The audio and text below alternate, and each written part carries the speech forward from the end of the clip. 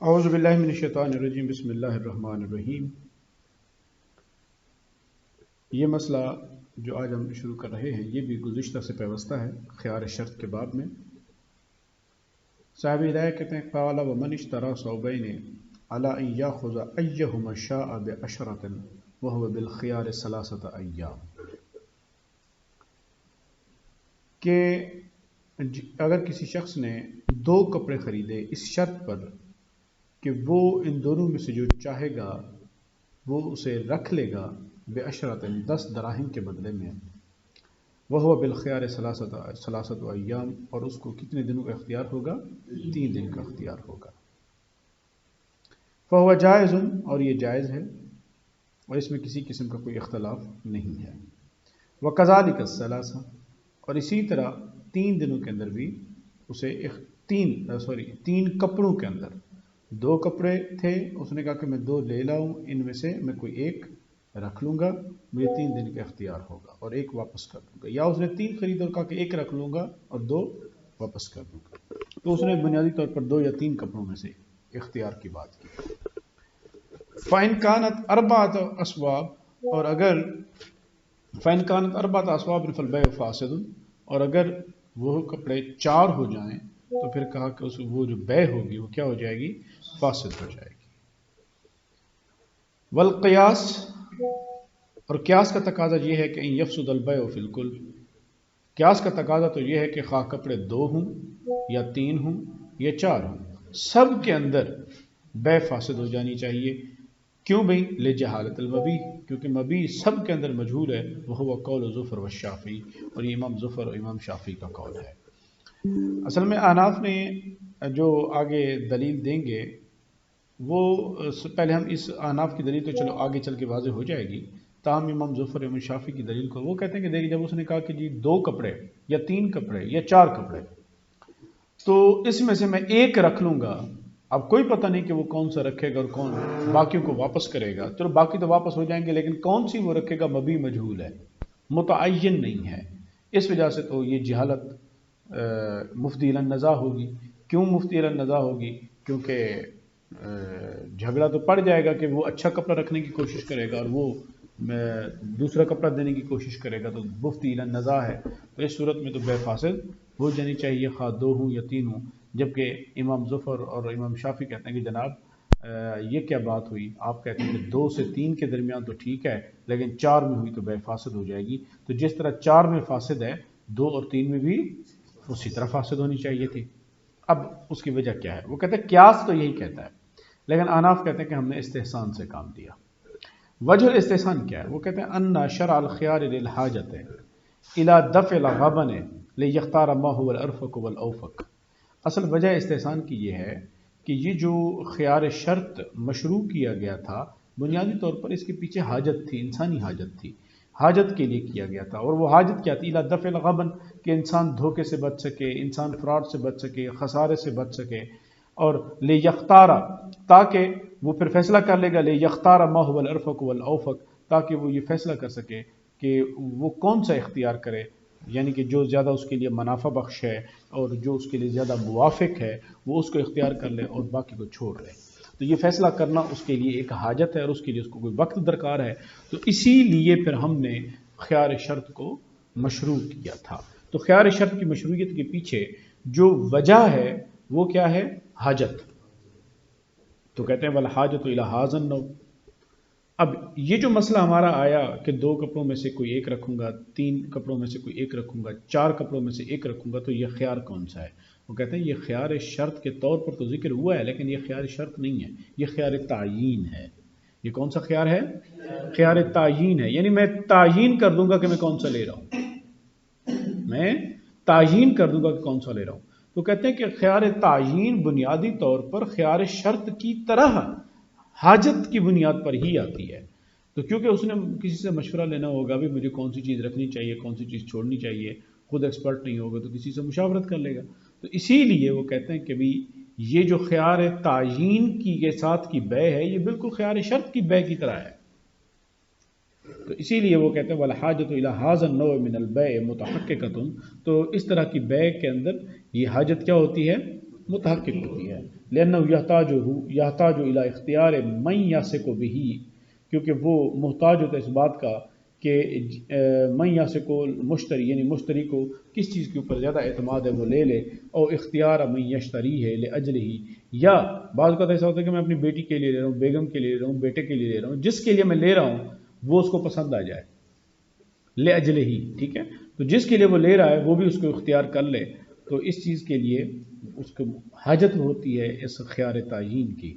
تو وہ کہتے ہیں کہ جب کہ بائع کیا کرے گا، ولا یمکنہ البائع من الحمل الیہ الا بالبیع، وہ تو اسے چیز لے جانے نہیں دے گا جب تک کہ وہ بیع نہیں کرے گا۔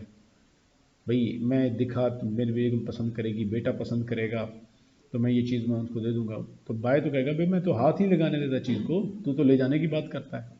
وہ صرف اسی صورت میں لے جانے دے گا جب وہ بیع کرے گا۔ اب جب بیع کرے گا تو کہتے ہیں کہ بھئی اس کے لیے پھر اس کو کم سے کم خیار تو چاہیے، اسی لیے وہ اپنے لیے خیار تعیین مقرر کر دیتا ہے تاکہ بائع اسے وہ چیز لے جانے دے۔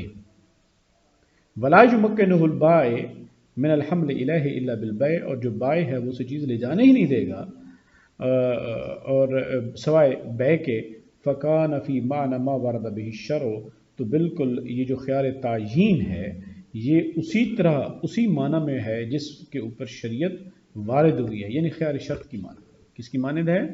کیونکہ خیار تعیین کا ذکر تو شریعت کے اندر نہیں آیا، خیار شرط کا ذکر آیا ہے، تو یہ خیار تعیین کس معنی میں ہو گئی؟ خیار شرط کے معنی میں ہو گئی۔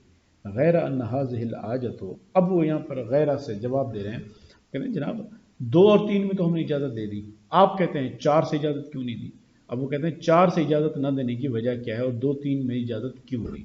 وہ کہتے ہیں کہ حاجت جو ہوتی ہے وہ اس جگہ پر کپڑوں میں 3 کے عدد سے پوری ہو جاتی ہے۔ کس عدد سے؟ 3 کے عدد سے، کیونکہ وہ کہتے ہیں کپڑا یا تو جید ہوگا، اچھی کوالٹی کا ہوگا، یا وہ وسط درمیانی کوالٹی کا ہوگا، ردی، یا وہ ردی گھٹیا کوالٹی کا ہوگا، تو کوالٹی 3 ہی ہوتی ہیں، تو لہٰذا کپڑے کے اندر کوالٹی کے اعتبار سے 3 کے عدد کے اوپر جو ہے وہ حاجت پوری ہو جاتی ہے۔ اسی وجہ سے ہم نے کہا کہ 2 اور 3 کے اندر وہ اگر کہتا ہے کہ میں 1 رکھوں گا اور باقی چھوڑ دوں گا تو ممکن ہے جید، وسط اور ردی 3 کپڑے ہوں تو ان میں سے کسی ایک کا انتخاب کرنا ہو اس نے، تو ہم نے کہا کہ وہ بیع ٹھیک ہوگی۔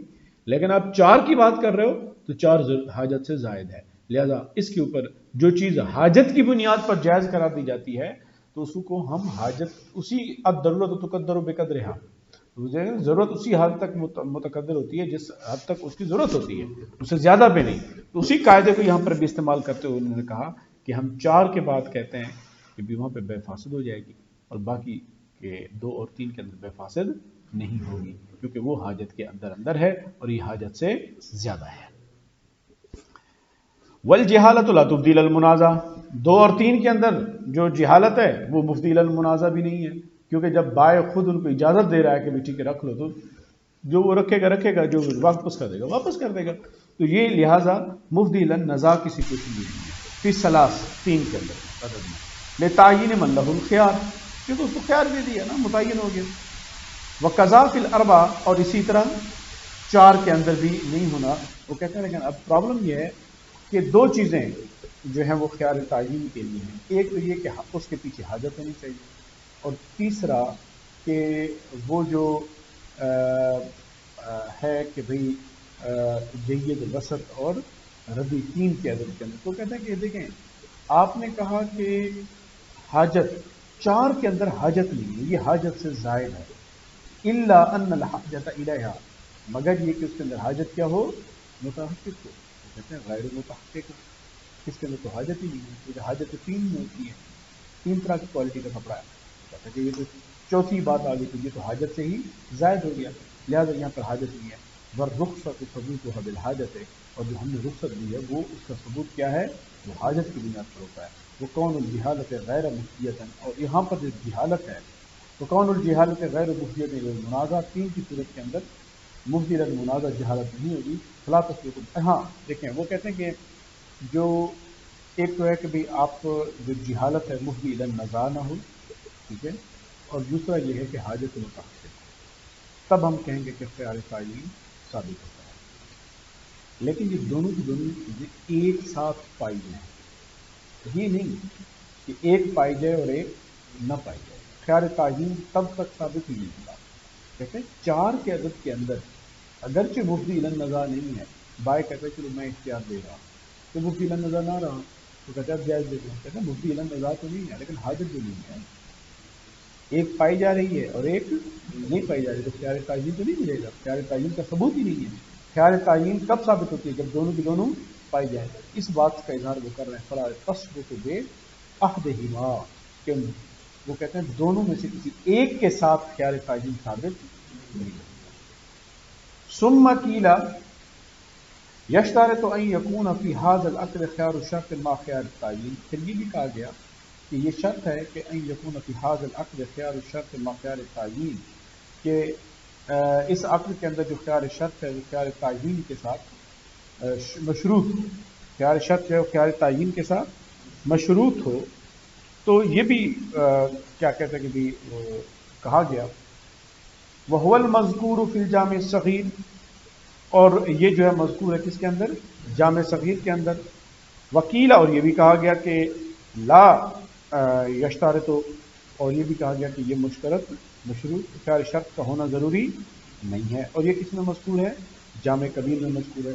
فَيَكُونُ ذِكْرُهُ عَلَى هَذَا الْاعْتِبَارِ، تو کہتے ہیں کہ پس جامع کبیر کے اعتبار پر ہم کیا کریں گے؟ علی ھذا الاعتبار سے مراد کیا ہے؟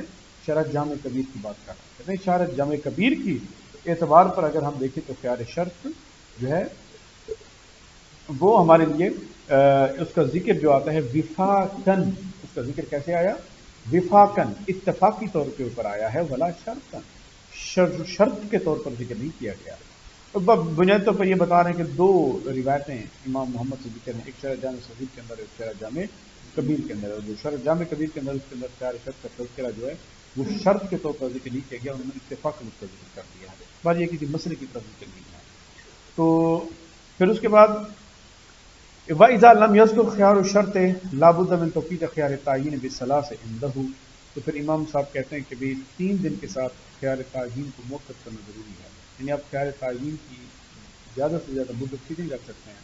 3 دن رکھ سکتے ہیں۔ تو جبکہ صاحبین کا کہ جو پیچھے خیار شرط کے بارے میں موقف تھا کہ بھی آپ کوئی بھی مدت مقرر نہیں کر سکتے، بس مدت معلوم ہونی چاہیے جو بھی مدت رکھیں، تو اسی وجہ سے یہاں پر بھی صاحبین نے یہی موقف اپنایا کہ مدت جو ہے وہ معلوم ہونی چاہیے، اور مدت معلومت ایت وکانت عندہما، تو صاحبین کے نزدیک جو بھی مدت ہوگی ثم ذکر فی بعض النسخ، اور بعض نسخوں کے اندر کیا آیا ہے وہ کہتے ہیں کہ بعض نسخوں کے اندر کہ اشترا صوبین، اشترا صوبین کا تذکرہ ہے، وفی بعضہما اشترا احد صوبین، یعنی احد صوبین کا تذکرہ، یعنی احد کا مضاف جو ہے وہ محذوف ہے، وہ صحیح، تو کہتے ہیں کہ یہ سب سے زیادہ بات صحیح یہی ہے، لین المبی فی الحقیقت احدہما، کیونکہ مبی حقیقت میں دونوں میں سے ایک ہوگی، والآخر امانت، تو اس نے کہا تھا جی 2 میں رکھ رہا ہوں اپنے پاس، ان میں سے ایک کا تعین کر دوں گا جو میں رکھوں گا، باقی واپس کر دوں گا، ایک مبی ہوگی، ایک اس کے پاس بطور امانت ہوگی۔ والاول تجوز،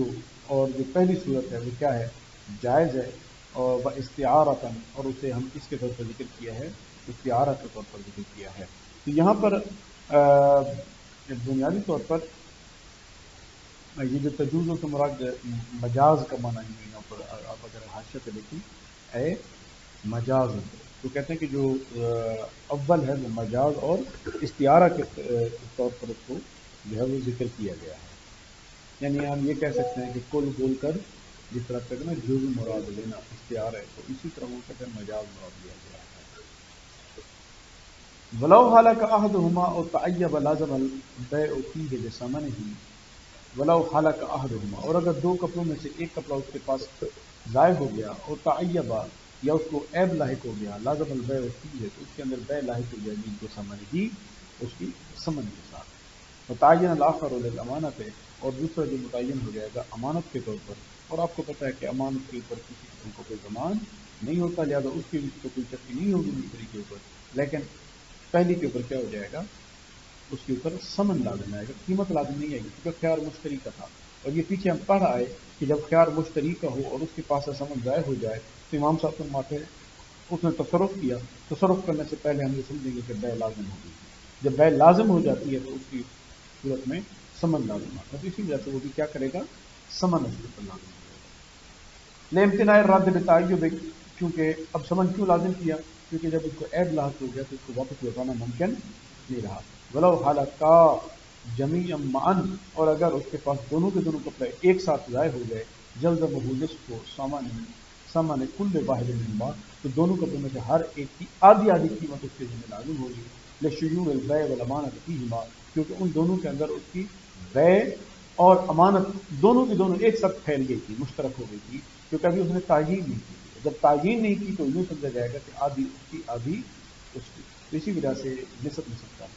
ولو کان فی اختیار شرط لہو، اور اگر اس کے لہو ان یردہما جمیعا، تو کہتے ہیں کہ اگر اس نے خیال تعیین رکھا تھا تو اس کے لیے جائز ہوگا کہ وہ دونوں کے دونوں واپس لوٹا دے گا، کیونکہ ایک تو اس نے ویسے ہی لوٹانا تھا، ایک تو اس نے ویسے ہی لوٹانا تھا، اور ایک کے بارے میں کہتا ہے مجھے اختیار حاصل ہے کہ میں چیز کو رکھوں یا نہ رکھوں.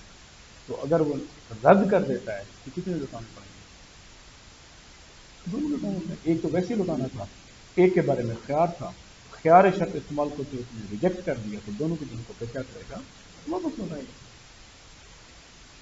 ولو ماتا من لہ الخیار، اور اگر مر گیا وہ شخص جس نے اپنے لیے خیار رکھا تھا، فلوارثہ ان یرد احدہا، تو اس کے ورثاء کے لیے جائز ہے کہ وہ ان دو کپڑوں میں سے کیا کریں گے؟ ایک کپڑا لوٹا دیں گے. لأن الباقیہ، کیونکہ جو باقی ہے خیار التعین للاختلاف ہے، کیونکہ جو باقی ہے وہ خیار تعین جو ہے وہ اختلاف کی وجہ سے باقی رہا ہوگا. اس کا جو خیار تعین ہے، نارملی ہم نے کہا تھا کہ خیار شرط وراثت کے اندر جاری نہیں ہوتا، لیکن خیار تعین منتقل ہو جائے گا. تو کیوں منتقل ہوگا؟ کیونکہ ہم نے کہا تھا جس طرح مورث کو چیز صحیح سالم چاہیے، اس کو بھی صحیح سالم چاہیے. اور اب اس کے بعد تھا کہ اس کی ملکیت دوسرے کی ملکیت کے ساتھ مختلط ہو گئی ہے. اب صاحب ذرا تعین کرے گا تو پتہ چلے گا کہ اس کی ملکیت کون سی ہے اور بھائی کی ملکیت کون سی ہے. اسی وجہ سے خیال تعین باقی رکھا گیا تھا. ولہذا لا یتوقف فی حق الوارث، کہتے ہیں کہ جو خیار تعین 3 دن کی جو شرط تھی نا، وہ تھی مورث کے لیے کہ 3 دن کے اندر، لیکن وہ مر گیا. کہ مر گیا تو بات منتقل ہوگی کس کی طرف؟ وارث کی طرف. تو کہتے ہیں کہ وارث کو ڈائریکٹ کو اپنے خیار تعین دیا نہیں تھا. اب جو توقیت ہے 3 دن کی، وہ وارث کے حق میں نہیں ہے. وارث اپنا ٹائم لے گا، کیونکہ اب اس کی ملکیت اس میں آ گئی ہے. یہ ملکیت آ گئی ہے تو وہ اپنی ملکیت کون سی چیز وہ متعین کرے، اس کو زیادہ وقت بھی درکار ہو سکتا ہے. اس وجہ سے اس کے لیے وقت کی قید نہیں رکھی ہے. وہ اما خیار الشرط لا یورث، اور جہاں تک خیار شرط ہے وہ وراثت میں نہیں جائے گا. وقت کرنا ہم قبل، اور یہ بات ہم نے پہلے ہی ذکر کر. اب یہاں پر نیا مسئلہ ہے جو صاحب ریا ذکر کر رہے ہیں. کہتے ہیں من اشترى دارا علی انہ بالخیار، اگر کسی شخص نے کوئی گھر خریدا اس شرط پر کہ خیار شرط ہوگا، تو بیعت دار الاخرى، تو اس کے ساتھ ہی کوئی اور گھر بھی بک رہا تھا، تو الا جانبھا، اس کی الا جانبھا کسی نسخوں میں ہے، اور یا الا جانبھا یہاں پر اسٹینڈنگ خریدبل کرنا الا جانبھا، تو اس کی اسی جو گھر اس نے جو خیار شرط پہ خریدا اسی کے ساتھ کوئی دوسرا گھر بھی بک رہا تھا، تو فاخذها بالشفعۃ، تو اس نے وہ دوسرا گھر شفعہ کی بنیاد پر لے لیا. تو کہتے فہو رزن، تو جو پہلا خیار شرط پہ مکان لیا تھا اس کے بارے میں یہ سمجھا جائے گا کہ اس نے رضامندی دے دی اور وہ مکان رکھ لیا. اب اس کی وجہ کیا ہے؟ دیکھیے، لأن طلب الشفعۃ يدل على اختیارہ الملک فیہ، کہ جب وہ شفعہ کر رہا ہے تو شفعہ کے لیے تو ضروری ہوتا ہے کہ آپ شفعہ تب کر سکتے ہیں جب ساتھ والا گھر آپ کی ملکیت میں ہو، تبھی تو آپ دوسرے مکان جو بک رہا ہو تو اس کے اوپر شفعہ کرتے ہیں. تو بھائی انہوں نے حق شفعہ دائر کر دیا. حق شفعہ دائر کرنے کا کیا مطلب ہے؟ وہ یہ اعلان کر رہا ہے کہ ساتھ والے گھر کا میں مالک ہوں. تو جب وہ مالک ہوں کہہ رہا ہے تو اس کا کیا مطلب ہوا؟ اس نے خیار شرط استعمال کرتے ہوئے اس کی ملکیت کا دعویٰ کر دیا اور پہلی بیع کو کیا کر دیا؟ جائز کرا دیا. اسی وجہ سے وہ کہہ رہے ہیں لأنه ما ثبت الا لدفع ضرر الجوار، کیونکہ یہ جو شفعہ ہوتا ہے یہ ثابت ہی نہیں ہوتا مگر جو ہمسائیگی کے ضرر کو دور کرنے کے لیے ہی روا رکھا جاتا ہے. وذالک بالاستدامت ہے، اور یہ تب ہوگا جب آپ کو ساتھ میں دائمی ملکیت حاصل ہو. اور یہ کب ہوگا؟ جب دائمی استدامت ہے، دائمی ملکیت. فیتضمن ذلک سقوط الخیار سابقا علیہ، تو بس اس کا یہ شفعہ کرنا کس چیز کو اپنے ضمن میں لیے ہوئے؟ سقوط و خیار کو ضمن میں لیے ہوئے، وہ خیار شرط جو اس نے پہلے کیا تھا سابقا علیہ، جو شفعہ سے پہلے تھا. فیثبت الملک من وقت الشرا، تو پھر کیا سمجھا جائے گا کہ جیسے اس نے خریدا تھا اسی وقت اس کی ملکیت ثابت ہو گئی تھی. فیتبین، تو بات واضح ہو گئی کہ ان الجوار کان ثابتا، کہ اب جواز ثابت ہے. وهذا التقریر یحتاج الیہ لمذہب ابی حنیفہ خاصہ، تو کہتے ہیں یہ جو ساری ابھی ہم نے تقریر کی ہے، دلیل دی ہے، یہ صرف اور صرف امام ابو حنیفہ کے مذہب پر دلائل دینے کی بھی صورت میں تقریر آپ کو کرنی پڑے گی، ورنہ صاحبین کے موقف پر آپ کو کیوں؟ کیونکہ امام صاحب کہتے تھے کہ جب خیار شخص مشتری کے پاس ہوگا تو چیز مبنی بائے کی ملکیت سے تو نکل جائے گی، لیکن مشتری کی ملکیت میں داخل نہیں ہوگی. لیکن صاحبین نے کیا کہا تھا؟ مشتری کی ملکیت میں داخل ہو جائے گی تو اس کو آرام سے شفا کا حاصل ہے، اس کو آرام سے شفا کا حاصل ہے، لہذا ان کے لیے یہ تقریر نہیں کرنی پڑے گی. کہتے ہیں یہ تقریر کی ضرورت پڑے گی امام اعظم ابو حنیفہ کے موقف پر، کیونکہ وہ کہتے تھے کہ بھی مشتری کی ملکیت میں داخل نہیں ہوگی، تو بھی اب شفا کیسے کر رہا ہے؟ جب شفا کر رہا ہے تو پھر یہ ساری لازمی آپ کو الاپنی پڑے گی. قال، اب ایک اور مسئلہ، وَإِذَا اشْتَرَى الرَّجُلَانِ غُلَامًا عَلَىٰ أَنَّهُمَا بِالْخِيَارِ، کہ دو لوگوں نے ایک غلام خریدا اس شرط کے اوپر کہ انہیں خیار حاصل ہوگا. فراد یا احدہما، ان میں سے ایک راضی ہو گیا. فلیس للآخر ان یردہ، تو امام ابو حنیفہ فرماتے ہیں کہ اس دوسرے کے لیے جائز نہیں ہے کہ وہ خیار شرط استعمال کرتے ہوئے بیع کو رد کر دے. یہ کس کے نزدیک ہے؟ امام ابو حنیفہ کا.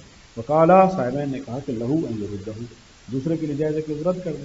وعلی ھذا الخلاف خیار العیب و خیار الرؤیہ، اور اسی کے اوپر اختلاف ہے خیار عیب اور خیار رؤیت کا. لہما، اب طرفین جو ہے وہ دلیل کہہ دیتے ہیں صاحبین، کہتے ہیں ان اثبات الخیار لہما اثبات لکل واحد منہما، کہ جب اس نے دونوں کو خیار دیا تھا تو اس کا مطلب یہ تھا کہ دونوں میں سے ہر ایک کا الگ الگ خیار ہے. فلا یسقط باسقاط صاحبہ، ایک آدمی کا خیار شرط سے دستبردار ہو کر جائز قرار دینے سے دوسرے کا خیار ساقط نہیں ہوگا. تو کہتے ہیں لما فی ہے من ابطال حق کی، کیونکہ اس کے اندر دوسرے کے حق کو باطل کرنا لازم آتا ہے. کیونکہ ایک کہے گا کہ جی میں نے جائز قرار دے دیا، اور اس کے جائز قرار دینے سے دوسرے کا آپ اختیار ہی چھین لیں تو یہ ابطال حق غیر ہے. والا امام ابو حنیفہ کی دلیل کیا ہے؟ وہ کہتے ہیں لأن ان المبیع خرج عن ملکہ غیر معیب بعیب شرکت، کہتے ہیں دیکھیں جب بائے نے چیز دونوں کو بیچی تھی اس کی چیز میں کوئی عیب نہیں تھا، ٹھیک ہے، دونوں نے خرید کر چیز کو عیب دار بنا لیا. اب وہ عیب کیا ہے؟ وہ کہتے ہیں عیب شرکا، شرکت بھی ایک عیب ہے. جب ایک کہے گا کہ جائز اور دوسرا کہے گا کہ جی میں مسترد کرتا ہوں، تو مسترد کرنے والا تو نکل گیا، مسترد کرنے والا نکل گیا. تو ایک نے خرید لی، اب چیز تو بکی بچی، دوسرے نے اپنا حصہ چھوڑ دیا، تو وہ حصہ واپس لوٹ جائے گا کس کی طرف؟ بائے کی طرف. اب ایک چیز میں بائے کے ساتھ شراکت آ گئی، بائے کے ساتھ، مثال کے طور پر ایک ایسٹ خریدا، دو لوگوں کو خریدا. اب دونوں نے کہا تھا کہ ہم آپ کو بتائیں گے، دونوں نے کہا کہ جی ایک نے کہا کہ میں رکھتا ہوں اور دوسرے نے کہا جی میں نہیں رکھتا. تو کہتے ہیں کہ اب چیز ہو گئی مشاع. اب جس نے نہیں رکھا وہ حصہ واپس لوٹ جائے گا بائے کی طرف، اور جس نے رکھ لیا وہ حصہ چلا جائے گا مشتری کی طرف. اب بائے کو مشتری ایز اے شریک مل گیا، اب چیز میں شراکت ہو گئی، تو چیز تو عیب دار ہوگی بائے کی، اس کو شراکت کا عیب مل گیا. یہ بات امام ابو حنیفہ فرما رہے ہیں. امام ابو حنیفہ فرماتے ہیں کہ اگر ہم دوسرے کا اختیار باقی رکھتے ہیں تو اس کے اندر بائے کے لیے ضرر یہ ہے کہ اسے شرکت کا عیب ملتا ہے. بیعد فلو ردہ احدہما ردہ معیبا بہ، تو اگر اس کو لوٹاتا ہے تو وہ کس طرح لوٹے گی؟ عیب دار لوٹے گی. وفیہ الزام ضرر زائد، تو یہ ضرر زائد لازم کرنا آتا ہے بیچارے بائے کے اوپر. ولیس من ضرورت اثبات الخیار لہما، تو کہتے ہیں کہ بھی دونوں کے لیے خیار ثابت کرنے کی ضرورت یہ نہیں ہے کہ دونوں کے دونوں کیا ہوں؟ وہ راضی ہوں. کس کے اوپر؟ برد احدہما، دونوں ایک دوسرے کے رد کے اوپر کیا ہو جائیں؟ راضی ہو جائیں. تو ضروری نہیں ہے لتصور اجتماع یا علی رد، کیونکہ دونوں کا دونوں رد کے اوپر اجتماع جو ہے تصور ہی کیا جائے گا کہ گویا ایک نے اگر کر دیا تو دونوں کا ہو گیا. اسی وجہ سے یہ کس کا موقف تھا؟ امام اعظم ابو حنیفہ کا. اس بحث کا خیر شرط کا میرے خیال میں یہ ایک آخری مسئلہ ہے. اور کہا کہ قال ومن باع ابدا الا انه خباز او کاتب وكان بخلافه فالمشتری بالخيار، اگر کسی شخص نے کوئی غلام بیچا اس شرط کے اوپر کہ وہ خباز ہوگا، روٹیاں پکانے والا، یا کاتب ہوگا لکھنے والا، اور نکلا کیا؟ وہ کا نبی خلاف ہی الٹ نکلا، نہ وہ روٹی بنانا جانتا تھا یا وہ کاتب نہیں تھا، فالمشتری تو مشتری کو خیار ہوگا انشاء آخذہ بالجمیع الثمن، چاہے تو وہ مکمل ثمن جو طے ہوا تھا اس کے بدلے رکھ لے، وہ انشاء تارک یا چھوڑ دے، قیمت کم نہیں ہوگی۔ کیوں؟ وہ کہتے ہیں لأن ھذا وصف مرغوب فیہ، کیونکہ یہ ایک ایسا وصف ہے کتابت اور خبازیت روٹی پکانا کہ جس کے اندر مشتری رغبت لے کر ہی تو آیا تھا کہ میں اسی وصف کی وجہ سے یہ خرید رہا ہوں۔ فیستحق فی العقد بالشرط، بس عقد اس بات کا مستحق ہے، فیستحق فی العقد بالشرط، کیوں؟ اس لیے کہ یہ جو عقد کے اندر وہ خباز کا اور کاتب کا ہونا ہے تو کہتے ہیں کہ یہ شرط ہے، اور یہ شرط بھی کون سی ہے؟ ملائم عقد شرط ہے۔ حاشیے کے اندر دیکھیں تو ملائم العقد، کیونکہ یہ عقد کو مکمل کرنے والی ہوتی ہے، عقد کے لیے تکمیل کی طرف لے جانے والی شرط ہے۔ ثم فواتہ یوجب التخییر، لیکن وہ اس شرط کا نہ پایا جانا کیا لازم کرتا ہے؟ اختیار کو لازم کرتا ہے کہ اب مشتری کو اختیار دے دیں، لأنہ مارا دے ابھی دونہ ہی، کیونکہ وہ پھر اس کی غیر موجودگی میں وہ چیز خریدے گا نہیں، راضی نہیں ہوگا بیع پر۔ وہذا یرجع الی اختلاف النوع، تو کہتے ہیں یہ اختلاف نوع کی صورت بنتی ہے، اور اختلاف نوع کے اندر تفاوت بہت کم شمار کیا جاتا ہے، جس طرح کہ لقلت تفاوت فی الاغراض، آبجیکٹیوٹی یہاں پر وہ کہتے ہیں معنی رکھیں گے، فلا یفسد العقد بعدمہ، اور اس کے عدم کے ساتھ عقد فاسد نہیں ہوتا، بمنزلۃ وصف الذکورۃ والانوثۃ فی الحیوانات، جس طرح کہ اگر آپ نے گھوڑا خریدنا تھا تو گھوڑی کے مؤنث اور گھوڑا اور گھوڑی، تو گھوڑا کہا گیا لیکن گھوڑی نکل آئی، تو کہتے ہیں مقصود سواری تھا تو ٹھیک ہے، سواری دونوں کے اوپر ہو سکتی ہے، لہذا اس طرح کے انواع کے اندر اختلاف جو ہے وہ کیا ہے؟ ایک کم قسم کا تفاوت شمار کیا جاتا ہے، لہذا یہ تفاوت اتنا بڑا تفاوت نہیں ہے کہ اس کی بنیاد پر ہم یہ کہیں کہ جناب آپ کا عقد ہی فاسد ہوگا۔ وہ سارا کا فوات وصف سلامت ہے، اور یہ بالکل ایسی ہو گیا جس طرح کے سلامتی کا وصف جو ہے وہ کیا ہو جائے؟ فوت ہو جائے۔ وَإِذَا أَخَذَهُ بِجَمِيعِ الثَّمَن، تو جب وہ لے گا تو مکمل ثمن کے ساتھ لے گا، لأن الأوصاف لا يقابل شيء من الثمن، یہ پہلے پڑھا ہے کہ اوصاف کے مقابلے کے اندر ثمن نہیں پایا جاتا، لِكَوْنِهَا تَابِعَةً فِي الْعَقْدِ مَا عُرِفَ، کیونکہ وہ عقد کے تابع ہوتا ہے، لہذا اس کے مقابلے پر ثمن نہیں ہوگا، اگر لینا ہے تو پورا لے گا، نہیں تو وہ عقد کو چھوڑ دے۔